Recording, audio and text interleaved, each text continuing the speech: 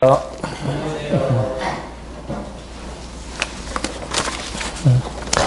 어느덧 올 한 해도 이제 2주밖에 남지 않았습니다.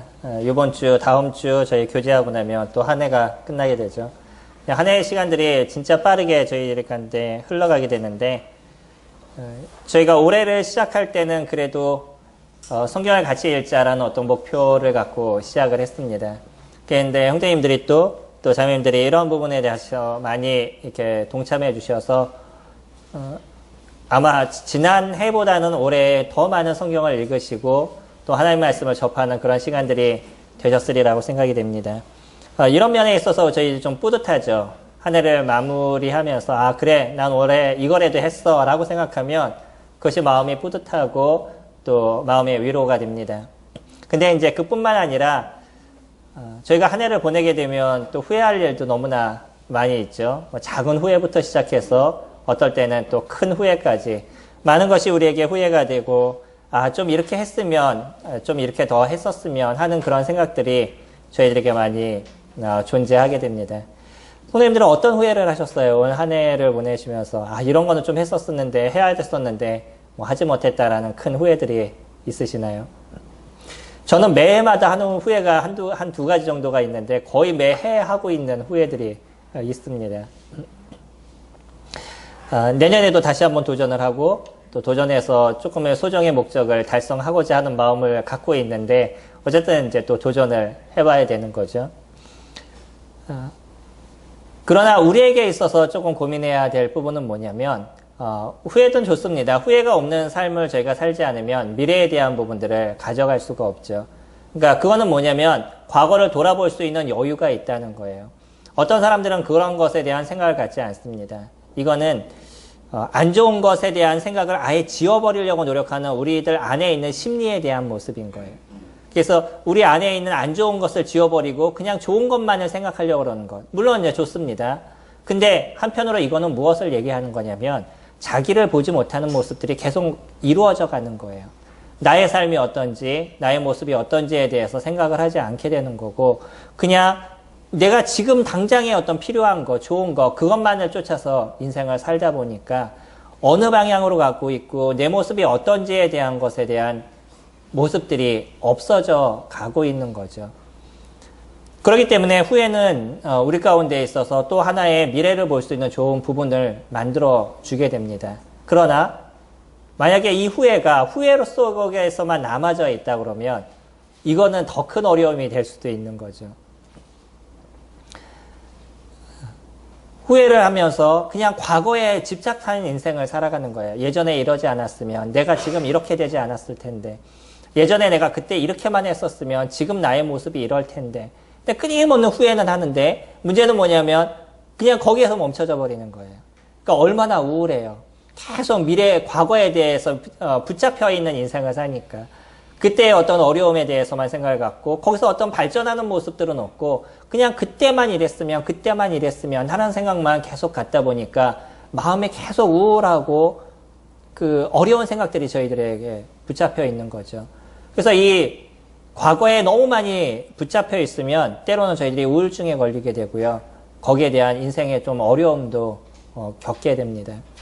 그래서 저희들에게 필요한 건 뭐냐면 후회에서 멈추는 것이 아니라 거기에서 더 변화하고 발전하는 우리들의 모습들을 가져가야 되는 거죠. 올 한 해에 대한 후회가 있으실 겁니다. 근데 그냥 후회로 딱 끝나는 것이 아니라 거기에서 내년은 어떠한 발전을 이룰 건지에 대한 실질적인 계획과 마음의 준비들이 좀 필요하실 거예요. 이런 것들이 잘 이루어지면 우리들의 신앙의 모습들이 변해가고 있는 것을 느끼게 될 겁니다. 재작년에 그런 고민을 하셨을 거예요. 올해는 내가 성경을 좀 더 봤어야 되는데 보지 못했어 라는 생각을 작년에 아마 가지신 성도님들이 계실 겁니다. 근데 올해를 지나고 나니까 그래 나도 한번 도전해봐야지 라고 해서 도전을 해보니까 벌써 한 해가 끝나면서 예전에 하지 못했던 절대 못할 것 같은 것을 올해는 마치는 것을 느끼게 되시는 거죠. 그러면서 우리들 마음에 풍성함을 갖게 되고요. 하나님 말씀에 위로와 힘을 얻는 시간들을 저희들이 가져가게 된 거죠. 이것처럼 후회로 멈추는 저희들의 인생은요. 그 과거에 집착해 있는, 과거에 멈춰져 있는 인생을 살아가게 되는 거예요. 연세 드신 분들, 저도 이제 나이가 들면서 점점 느껴지는 게 뭐냐면, 아, 옛날에 난 이랬었지. 옛날에 이렇게 건강했는데, 옛날에 뭐 이것을 잘했었는데, 이런 생각을 가질 때가 많이 있어요. 근데 그러면서 내 생각이 어디에 멈춰져 있냐면, 그때 옛날 생각으로 자꾸 멈춰져 있는 거예요. 내가 옛날엔 이랬는데, 왜 옛날에는 이랬었는데, 뭐 그러면서 내가 자꾸 그 자리에 멈춰져 있으니까 지금의 나를 인정하지 않는 거죠. 제 나이가 50이 넘었어요. 그러면 저를 인정하는 거는 이 50대의 나의 모습을 제가 인정해야 되죠. 그래서 내가 이 50대의 나의 모습을 인정하면 50대에 내가 해야 될 일들을 찾아가게 되는 거예요. 근데 과거에 멈춰져 있으면 자꾸 거기에서 맴도는 인생을 살아가는 거예요. 거기서 벗어나셔야 됩니다. 그리고 현실의 나의 모습을 인정하시고 그러면 나의 모습에서 어떤 변화를 이루실까를 고민하는 모습들이 되어져 가셔야 되는 거죠. 오늘 첫 번째 저희가 살펴볼 게 마태복음 27장 3절 말씀입니다. 여기에는 누가 등장하냐면 가룟 유다가 등장을 해요. 모든 크리스찬들이 알고 있듯이 아니면 교회를 안 다니는 사람들도 알고 있는 것은 뭐냐면 가룟 유다가 예수님을 배반했다는 것에 대해서는 사람들이 거의 다 알고 있어요. 그래서 우리가 알고 있는 것처럼 가룟 유다는 좋은 곳에 가지 못했다라고 생각을 합니다. 근데 오늘 말씀을 잠깐 보면요. 27장 3절 말씀에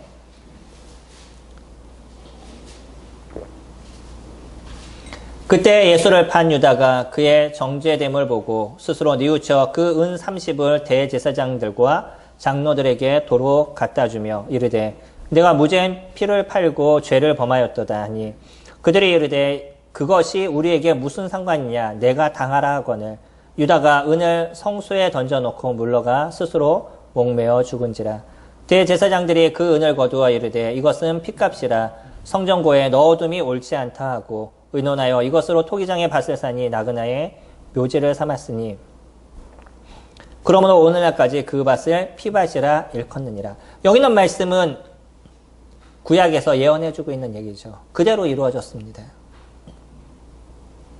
근데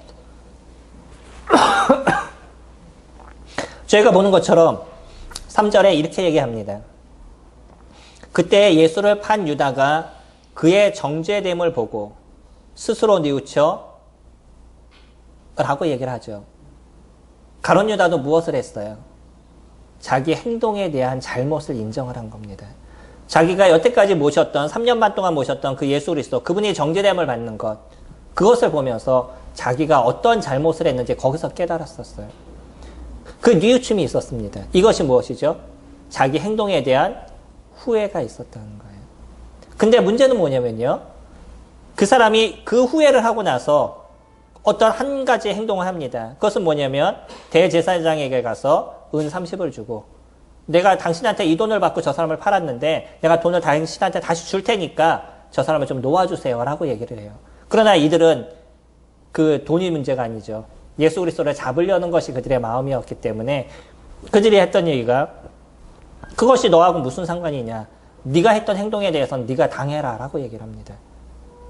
그랬더니 가룟 유다가 자기의 어떤 죄책감을 갖고 했던 행동이 뭐냐면 스스로 가서 자신의 목을 매는 일을 이루었습니다. 자기 나름대로 무엇에 대한 대가를 지불했냐면 자신의 잘못한 것에 대한 대가를 자기 스스로 지불을 한 거예요. 나름대로 자기는 의로운 행동을 했다라고 생각했는지도 모르겠습니다. 나는 죽어야 될 자야. 내가 진짜 잘못했어. 그러니까 난 죽어야 돼. 라고 스스로 죽음을 선택했는지는 모르겠어요. 근데 여기에서는요. 자기의 행동에 대한 나름대로의 어떤 그 대가를 지불했다라고 생각했지만 그러나 더 중요한 거 진정한 회개가 그에게 있지 않았다는 것이에요.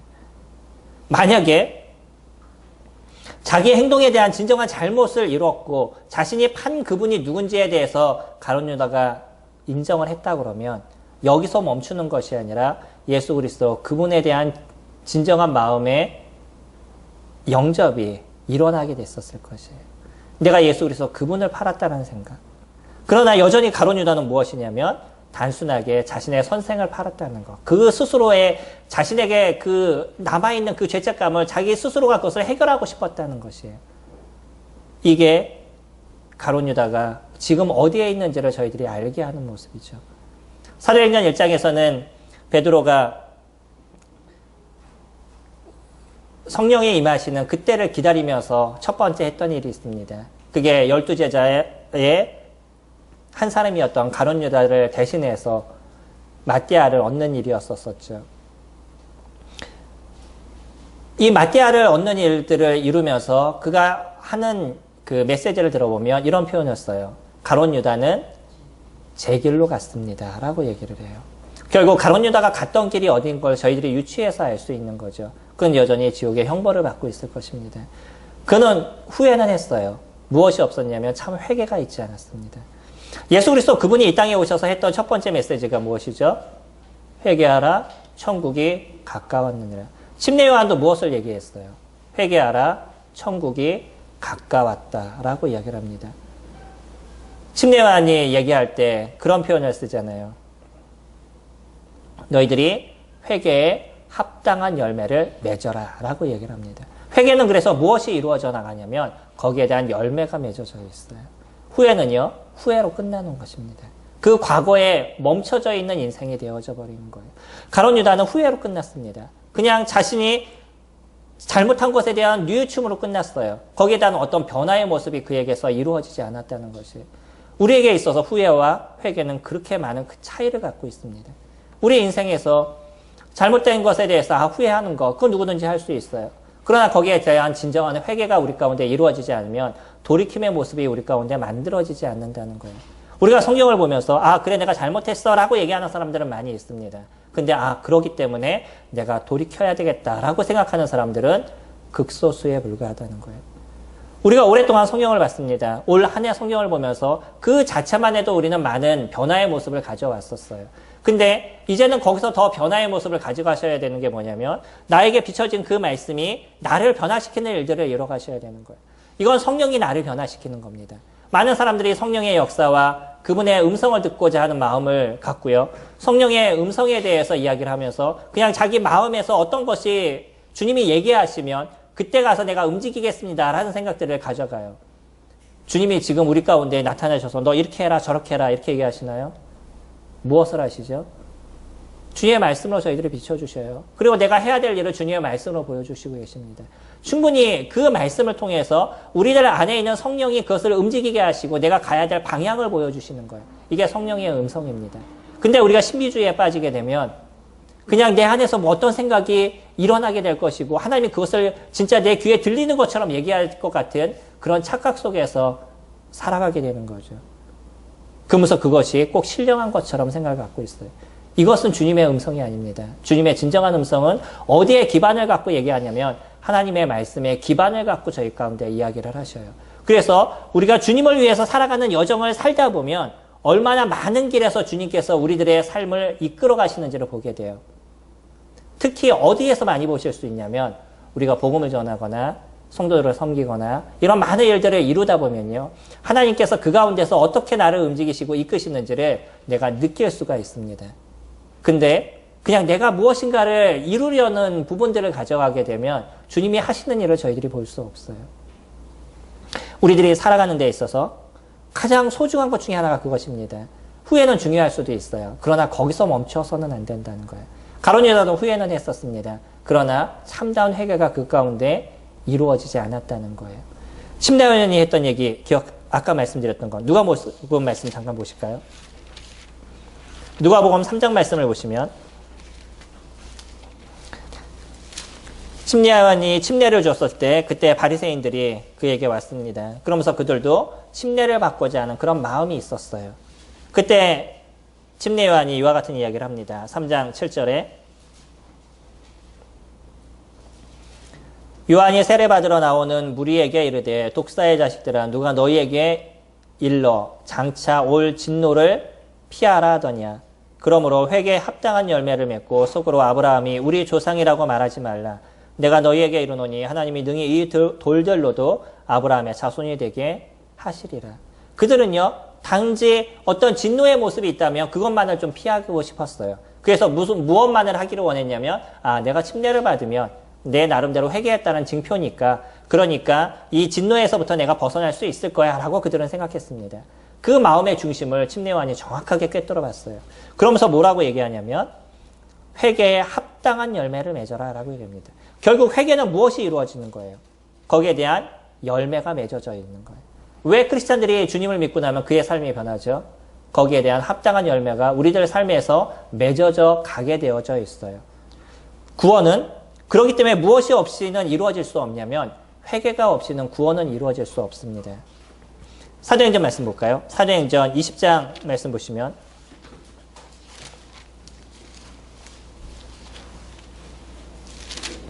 사도행전 20장은 바울이 제3차 전도여행을 끝나고 예루살렘으로 들어가는 길입니다. 그러면서 예루살렘에 들어가게 되면 그에게 어떠한 일이 일어날지에 대해서 자기 스스로도 알지 못하는, 분명히 어려움의 문제가 발생할 것에 대해서 사도 바울은 정확하게 인지하고 있었어요. 그러면서 이제 에베소 성도들을 마지막으로 볼 수 있는 상황이 생길 수도 있기 때문에 그 에베소에 있는 장로들을 청했습니다. 그리고 나서 그 장로들에게 몇 가지 당부를 이루게 되는데 17절 말씀 보시면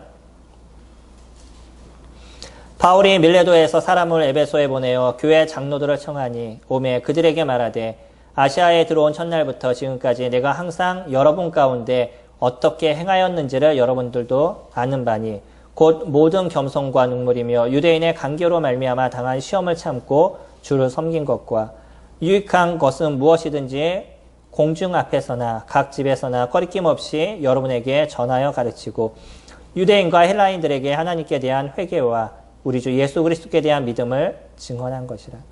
그가 이곳에서 했던 일이 무엇인지를 요약해서 얘기를 해주고 있어요. 그 요약하면서 얘기하면서 예수 그리스도에 대한 얘기를 표현할 때 어떻게 표현하고 있냐면 하나님께 대한 회개, 우리 주 예수 그리스도에 대한 믿음을 얘기하고 있죠. 침례 요한은요, 그 사람이 복음을 정확하게 전했던 사람은 아닙니다. 왜냐하면 침례 요한은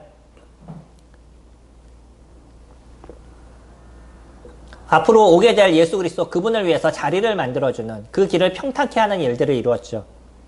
그렇기 때문에 침례 요한이 전할 수 있었던 가장 중요한 것은 무엇이냐면 회개였었어요.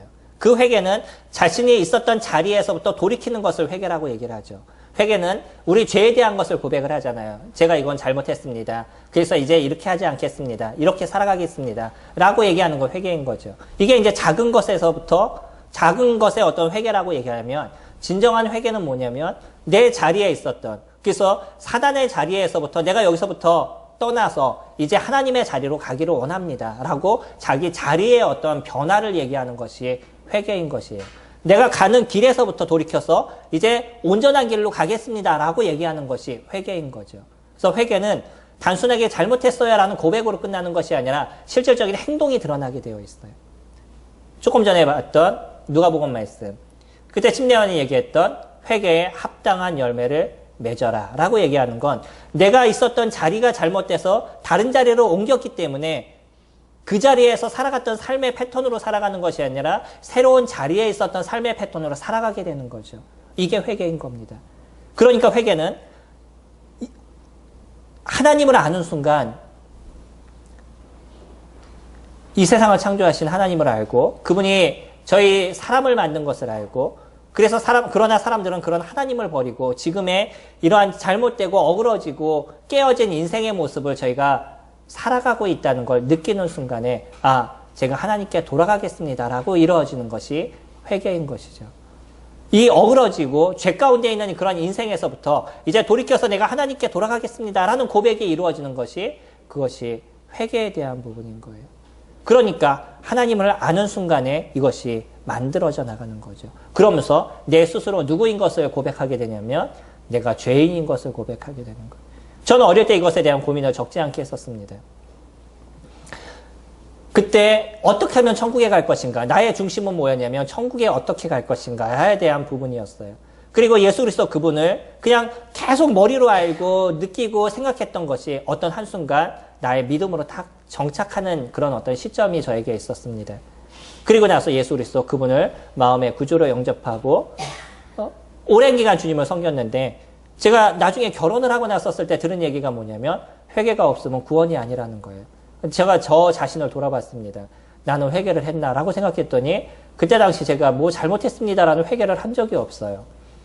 그러다 보니까 고민이 되기 시작한 거죠. 내가 믿은 것이 진짜 믿음이냐? 이거는 내가 구원을 받은 거냐 아닌 거냐? 이런 고민을 그때 적지 않게 했었습니다.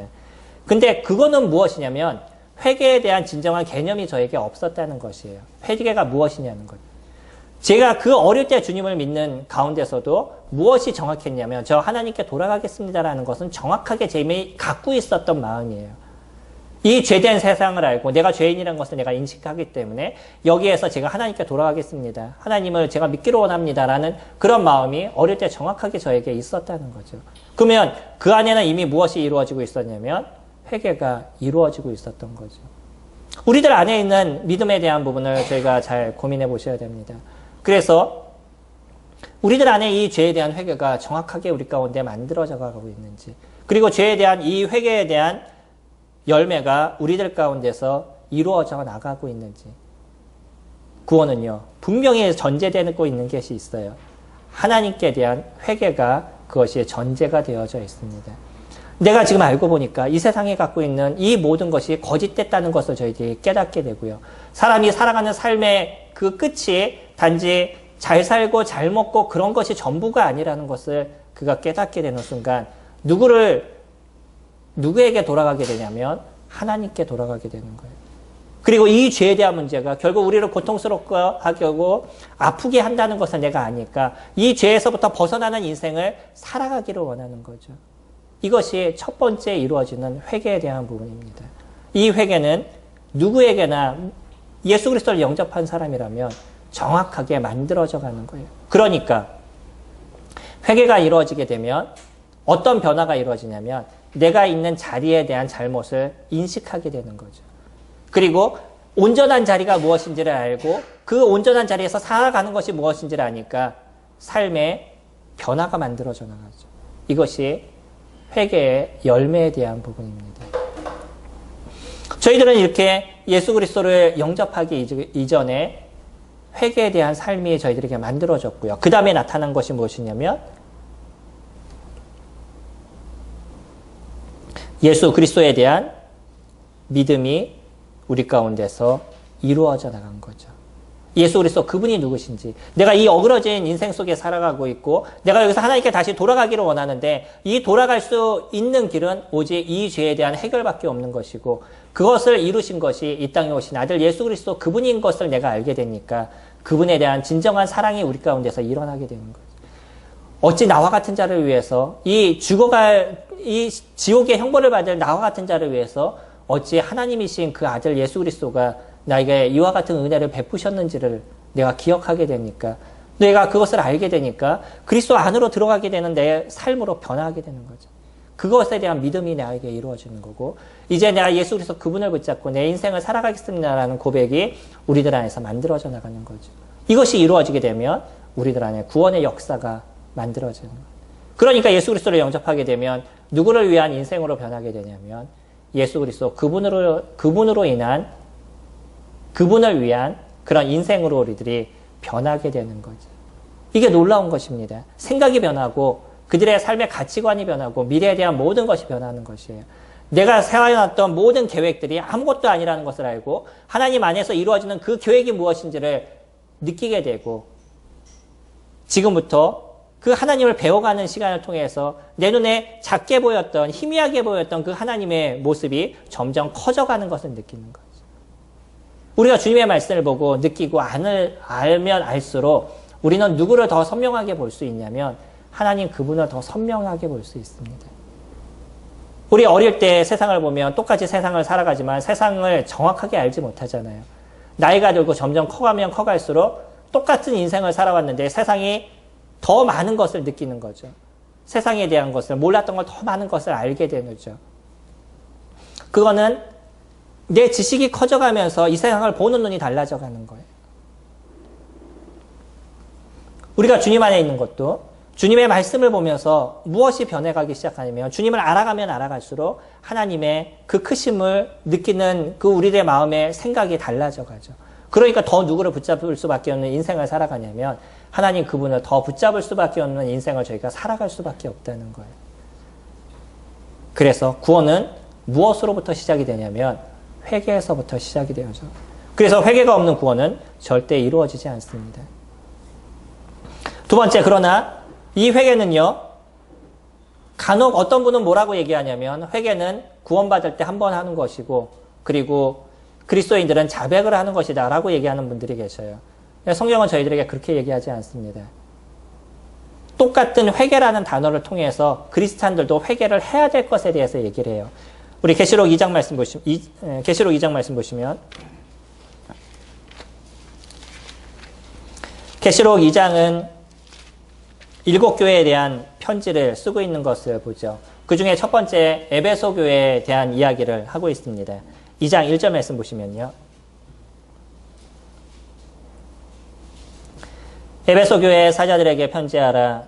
오른손에 있는 7뼈를 붙잡고 7 근촛대 사이를 거느시는 이가 이르시되 내가 내 행위와 수고와 내 인내를 알고 또 악한 자들을 용납하지 아니한 것과 자칭 사도라 하되 아닌 자들을 시험하여 그의 거짓된 것을 내가 드러낸 것과 또 내가 참고 내 이름을 위하여 견디고 게으르지 아니한 것을 아노라. 그러나 너를 책망할 것이 있으니 너의 처음 사랑을 버렸느니라. 그러므로 어디서 떨어졌는지를 생각하고 회개하여 처음 행위를 가지라. 만약 그리하지 아니하고 회개하지 아니하면 내가 내게 가서 내 촛대를 그 자리에서 옮기리라. 여기에서 회개라는 단어를 쓰죠. 이게 우리가 일반적으로 회개를 얘기할 때 동일한 단어를 사용하고 있습니다. 결국 크리스찬들도 무엇을 해야 된다고요? 회개하는 삶을 살아야 된다는 거예요. 그가 잘못된 것이 있다면 거기서 돌이키는 인생을 살아가야 된다는 것입니다. 여기에서는요, 무엇에 대한 회개를 이야기하고 있어요? 그들이 버렸던 첫사랑에 대한 회개를 이야기하고 있습니다. 에베소 교회는 좋은 교회였었어요. 이 교회는 많은 일들을 이루었었고요. 많은 교리적인 것이 잘 정립되어 있는 그런 교회였어서 그런 치리들이 잘 만들어져 나갔었습니다. 근데 문제는 뭐냐면요. 이 교리적으로 많은 일들을 이루다 보니까 거기에서 그들이 사랑이 없어져 버린 거예요. 모든 것을 교리에 맞춰서 얘기를 하고 잘못된 것에 대해서 지적하고 그것에 대해서 바꿀 것을 이야기하고 이런 얘기는 너무나 잘하는데 막상 성도에 대한 사랑, 그리스도에 대한 사랑이 그들에게 있어서 결여돼 버린 거죠. 우리에게 조심해야 될 것이 그런 것이 아닐까요? 너무 옳고 그른 것을 얘기하면서 진짜 그 사람에 대한 부분을 저희가 함부로 얘기하는 부분들이 발생하게 되죠. 저도 요즘 계속 조심하면서 기도하는 것이 있습니다. 그게 뭐냐면 안 좋은 것, 잘못된 것에 대해서 생각하면서 그 얘기를 그냥 툭툭 이렇게 던지다 보니까 이게 자연스러워져 버리는 거예요.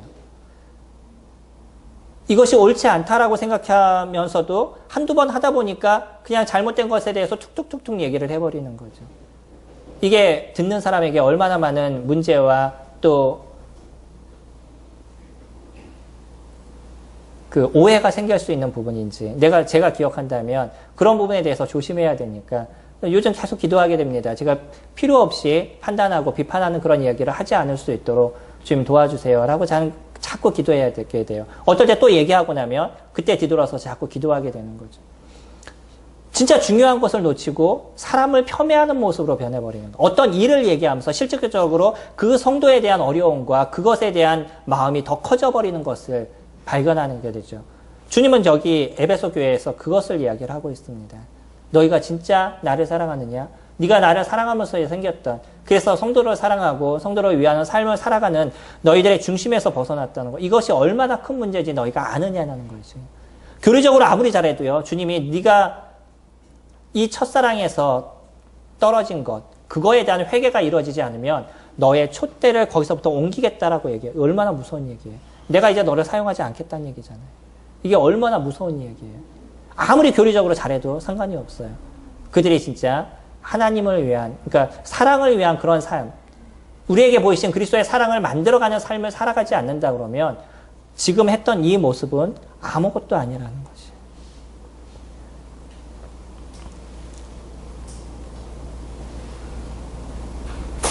보통 저희들이 그런 얘기를 하죠. 요즘에도 인터넷상에 이런 얘기들이 많이 등장을 하고 있는데 동성연애에 대해서 얘기를 하면 그거에 대해서 어떤 잘못에 대한 얘기를 하게 됐을 때 사람들은 인권을 침해한다는 얘기를 합니다. 그럼 우린 여기는 정확한 선을 그어야 되는 거죠. 무엇은 분명한 잘못이에요. 예, 그건 성경에서 얘기하고 있는 분명한 잘못입니다. 이것에 대해서 저희가 침묵하는 것은 우리가 주님의 말씀을 이루지 않는 삶을 살아가는 것이죠. 그러나 놓치지 말아야 될 것이 있습니다. 혹시 그러한 일을 하는 사람이 있다 해도 그 사람 자체를 미워해서는 안 된다는 거죠. 그 차이가 무엇인지가 우리가 정확하게 알아야 돼요. 죄는 미워하되 사람은 미워하지 말라는 이 이야기가 우리에게 정확하게 인지가 됐었을 때 교회 안에서 분명히 잘못된 모습을 갖고 있는 분에 대해서 그것에 대한 기도와 많은 시간을 통해서 때로는 권면하는 부분들도 이루어져 나가야 되는 거죠. 성도님들 그거 아시나요? 성경에서 술 취하지 말라는 단어가 얼마나 많이 등장하는지, 오히려 계시록은 뭐까지 얘기하시는지 아셔요? 너희가 술 취하는 자는 지옥의 형벌을 받는다, 이렇게 얘기하고 있어요. 이스라엘이라는 그 나라는 그 물에 대한 부분이 있어서 이 포도주를 물처럼 마셨던 부분들이 그들에게 있습니다. 근데 그들에게 있어서 그러한 포도주를 그냥 우리가 일반적으로 마시는 그런 음료수처럼 마셨던 부분들이 그들에게 있음에도 불구하고 그런 나라에 대해서 하나님 무엇을 얘기하시는지 아셔요? 술 취하지 말라라고 얘기해요. 그런 자들은 천국에 들어갈 수 없다는 거예요. 왜죠? 그가 하나님을 의지하는 인생을 살아가는 것이 아니라 자기의 쾌락과 자기의 즐거움을 의지하는 인생을 살아가는 거예요. 한두 번 그런 것에 빠질 수는 있겠죠. 근데 거기서 돌이키는 마음들을 갖지 않는 것이 얼마나 큰 문제인지를 정확하게 표현해주고 있어요. 그런 사람이 있다 그러면 우리가 가서 권면해야 되지 않을까요? 거기서 돌이키게 얘기를 해야 되지 않을까요? 이건 분명히 해야 될 부분입니다. 교회 가운데 어떤 음행의 문제가 있다 그러면 그 음행의 문제에 대해서 분명히 가서 그분에게 얘기를 해야 되겠죠. 그러나 무엇은 버리지 말아야 된다고요. 그 사람 자체를 저희들은 버리지 말아야 돼요. 이것이 잘 이루어져야 됩니다. 때로는 우리는 이것을 반대로 얘기해요. 그 문제에 대해서는 그렇게 크게 얘기하지 않고 그 사람 자체를 싫어하고 미워하는 그런 부분들이 우리 가운데 너무나 크게 일어나죠. 이건 쉽지 않은 부분이지만 계속 주님이 우리에게 얘기하시는 건 너희 거기서 회개하라는 것이에요. 거기서 돌이키라는 것이죠. 에베소 교회가 잘못하고 있었던 것, 그 잘못에서 너희가 돌이키지 않으면 내가 너희들을 사용하지 않겠다라고 얘기하시는 거죠. 우리가 가져야 될 가장 중요한 것 중에 하나가 그런 것일 겁니다. 진정한 회개가 우리들 가운데서 날마다 이루어지는 삶을 살아야 되는 것이고, 그런 회개 속에서 사람을 미워하지 않는, 성도를 미워하지 않는 그러한 인생을 우리가 살아가야 되는 거죠. 제 안에도 갖고 있는 미움에 대한 게 상당히 많습니다. 근데 이 미움 때문에 밤새 고민하는 경우도 되게 많아요. 그리고 끊임없는 고민 속에서 기도하고, 그러나 그 다음날 또 그러고 있고, 뭐 이런 부분들을 계속적으로 만들어가게 되는데, 그러면서 주님이 우리가 기도하게 됐을 때 이 문제를 해결해 나가시는 주님도 제가 보게 되더라고요. 이번에는 재밌는 일이 개인적으로 있었었는데, 이번에 영상 보셨죠? 영상 보실 때 제 얼굴도 나왔죠. 인찬 형제가 사진 찍어서 보내달라고, 동영상 찍어서 보내달라고 그래서 저 이제 청년들이 다 찍어서 보내줬어요. 근데 그때 저의 모습을 보시면 알지만 당시 제가 뭐 하고 있었냐면 위층 3층 공사하고 있었어요. 3층 공사하고 있을 때 모습이 어떻겠어요? 거기에서 동영상 찍어서 보내려고 그러니까 못 보내겠더라고요. 그래서 난 안 하겠다고 이제 문자를 보냈어. 나는 못할 것 같다. 그래서 이렇게 얘기를 했는데 그 담당했던 형제가 알겠습니다라고 다시 문자가 왔죠. 그리고 이제 안 할 생각을 갖고 있었는데 그날 그 좀 묵상한 말씀이 뭔지 아셔요? 고린도전서 13장 말씀이었어요. 그날 저희가 묵상하는 말씀이. 그래서 말씀을 쭉 기억하는데 어떤 말씀이 기억이 나냐면 자기 유익을 굳지 않고 사랑은 자기 유익을 굳지 않고라고 얘기해요. 그때 당시요 인차 형제 아빠가 사역하신 형제님이시기 때문에 그때 일꾼들이 얼마나 많이 올지를 제가 알고 있어요. 근데 그냥 그 남녀 모습에서 그걸 찍어서 보냈을 때 형제님들을 보시면 뭐라고 얘기하겠어요? 이런 생각이 머릿속에 확 지나가겠죠. 근데 말씀을 보는 순간, 내가 이러면 안 되겠다라는, 그래, 내가 무엇의 유익을 갖고 얘기하는 거냐. 그냥 나 조금 어떤 겉모습, 그거에 대해서 남들 생각할 거냐. 아니면 형제가 갖고 있는 그런 마음을 생각해서 또 자매에게 조금 더 기쁨을 줄 수 있는 부분이 있다 그러면 어떤 걸 선택할 거냐라는 싸움 속에 결국은 동영상을 찍었어요. 이렇게 찍고 찍어봤는데 못 찍겠더라고요. 정확하게 얘기하면. 어떡하든 안 되겠어서 나중에는 그나마 잘 찍혔다라고 생각하는 거 보냈는데 보신 것처럼 이상합니다. 그런 거예요. 주님의 말씀이 우리를 건드리게 되면 거기에서 그냥 굴복하는 시간들을 저희가 가질 수밖에 없죠. 우리가 알잖아요. 저희가 갖고 있는 죄성이 얼마나 강력하고 우리에 있는 이 죄덩어리라는 우리 스스로를 알고 너무 이기적이고 그런 인생을 살아가는 저희라는 걸 저희들이 아니까 하나님의 말씀이 비치는 인생을 살지 않으면 계속 내 이기적인 삶으로 우리는 만들어져 갈 수밖에 없는 존재라는 것. 그렇기 때문에 우리는 날마다 하나님 말씀에 비치는 시간들을 가지셔야 되는 거고요. 그렇기 때문에 무엇이 이루어지는 삶을 사셔야 되냐면 회개가 날마다 이루어져 나가는 그런 삶을 저희들이 살아가야 됩니다. 이런 삶을 살게 될 때 우리가 온전한 성도들의 모습들을 이루어가게 되는 거죠. 우리가 주님 오시는 그날까지 완전함에 주님 원하시는 모습들은 만들어지지 않을 겁니다. 그러나 변해가는 우리들의 모습이 되는 거죠. 예전의 모습보다 조금 더 나아지고 온전하시고 그 그리스도의 그 형상에 조금씩 한 발씩 더 다가가는 그런 모습을 저희들이 이루어가게 되죠. 이것이 후회로 끝나는 것이 아니라 회개를 이루는 자들의 모습입니다. 아주 예전에 제가 한 7, 8년 전에 말씀을 드렸던 한 가지 예화가 있었었는데 그때 그런 말씀을 드린 적이 있었어요. 그때 당시에 어떤 분의 수기를 이렇게 읽어봤는데 할머니신데 그분이 70세가 넘으셨어요. 근데 그분이 영어 공부를 열심히 하신다라는 얘기가 나왔었습니다. 그러면서 그분한테 물어봤어요. 아니 그 나이에 왜 영어 공부를 하세요? 라고 물어봤더니 이분이 내가 60대 어떤 분이 나보고 영어 공부를 하라 그랬는데 아니 내가 이 나이에 무슨 공부를 하냐고 이 마지막에 항상 안 하셨대요. 그리고 뭐 하다 살다 보니까 70이 되셨다는 거예요. 내가 벌써 10년이 지났네. 10년 동안 영어 공부를 했었으면 어떻게 됐었을까라는 생각을 가지시니까 앞으로 내가 또 언제까지 살지도 모르시는 거죠. 그러니까 앞으로의 시간에도 내가 이 자신의 시간을 그냥 필요 없이 사용하는 시간이 될 거라는 생각이 드셨다는 거예요. 그래서 그 70세에 영어 공부를 시작하셔서 그것을 이제 해 나가고 계시는 거죠. 우리가 80에 주님을 만날지 90에 주님을 만날지 알 수 없죠. 그럼 벌써 또 몇 년이 지나는 거예요. 90에 주님을 만나신다 그러면 70세면 20년의 시간이 흐르는 거죠. 그 20년의 시간 동안 얼마나 많은 것을 이룰 수 있겠어요. 후회는요. 아 그래 내가 60대 그걸 했어야지 라고 생각하고 멈추는 것입니다. 회개는요.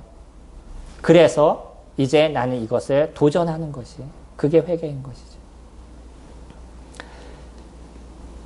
우리 성도님들이 1년의 시간들을 보내셨습니다. 1년의 시간을 보시면서 그 시간을 한번 되돌아보셔요. 그리고 회개해야 될 것, 아니요 후회되는 부분이 무엇인가에 대해서 생각해 보셔요.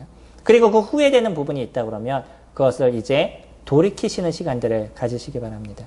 그래서 내년에는 거기서 돌이켜서서 내가 시도해야 될 것이 무엇인지, 변화해야 될 것이 무엇인지에 대해서 기억하시고 그 부분을 만들어 가신다 그러면 내년의 시간에 우리 가운데 얼마나 많은 은혜의 부분들을 이루는 시간들이 되겠어요. 우리 안에 있는 죄성에 대한 부분은 얼마나 많이 버리는 시간들이 내년에 또 이루어질 수 있겠어요. 우리가 얼마만큼 예수 그리스도 그분을 닮는 시간들을 저희들이 만들어갈 수 있겠어요. 도전하시기 바랍니다. 말씀드린 것처럼 하나님의 말씀을 저희들이 대하지 않으면 그래서 주님을 배워가는 시간을 저희들이 멈추게 되면 우리들의 영적인 삶은 멈추게 되는 것이고 퇴보하게 되는 것이에요. 주님을 배워가시고 회개하시고 그것을 통해서 새로움을 더 많이 만들어 가시는 저와 성도님들이 되시기를 소망합니다. 기도하겠습니다.